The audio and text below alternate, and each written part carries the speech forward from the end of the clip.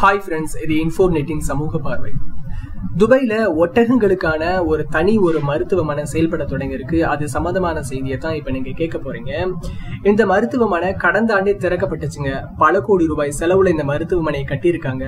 ஆனா கடந்த வாரம் தான் முறைப்படி மருத்துவமனையில ஒட்டகங்களுக்கான சிகிச்சைகள் தொடங்கியிருக்கு.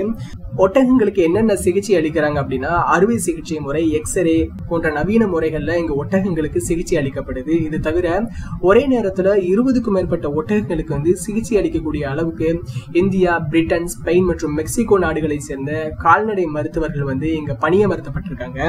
துபாயை பொறுத்த வரைக்கும் ஒட்டகங்கள் தான் ஒரு தேசிய விலங்கு. எப்படி ஆஸ்திரேலியாவில் கங்காரு அதிகமா இருக்கோ அதே மாதிரிதான் துபாயில ஒட்டகங்கள் அதிகமா இருக்கு.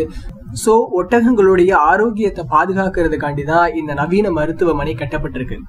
இது போன்ற சமூக நிகழ்வுகளை தெரிந்து கொள்ள லைக் பண்ணுங்க, ஷேர் பண்ணுங்க, கீழே கமெண்ட் பாக்ஸில் கமெண்ட் பண்ணுங்க. மறக்காம சப்ஸ்கிரைப் பட்டனை பிரஸ் பண்ணி பக்கத்தில் இருக்க பெல் பட்டனை பிரஸ் பண்ணிருங்க.